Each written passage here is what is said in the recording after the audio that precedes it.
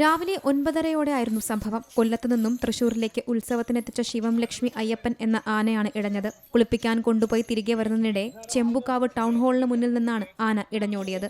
ഓട്ടത്തിനിടെ വഴിയിലുണ്ടായിരുന്ന കാറും ഓട്ടോറിക്ഷയും ആന തകർത്തു. ആന കാർ തകർക്കുന്നതിന്റെ CCTV ദൃശ്യങ്ങളും പുറത്തുവന്നു.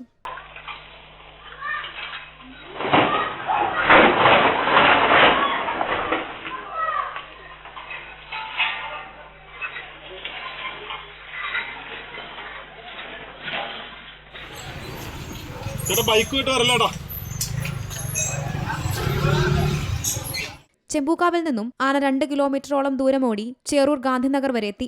ഗാന്ധിനഗർ ഹൌസിംഗ് കോളനിയിലേക്ക് കടന്ന ആന ഹൌസിംഗ് കോളനിയിലെ ഇടവഴികളിലൂടെയും ഓടി. ഇതിനിടെ ഇരുചക്ര വാഹനങ്ങളും വീട്ടുമതിലുകളും ഗേറ്റുകളും ഉൾപ്പെടെ തകർത്തു. ആന 2 മണിക്കൂറോളം ഹൌസിംഗ് കോളനിയിൽ പരിഭ്രാന്തി സൃഷ്ടിച്ചു. ഇതിനിടെ പോലീസും എലിഫന്റ് സ്ക്വാഡും വനംവകുപ്പ് ഉദ്യോഗസ്ഥരും സ്ഥലത്തെത്തി.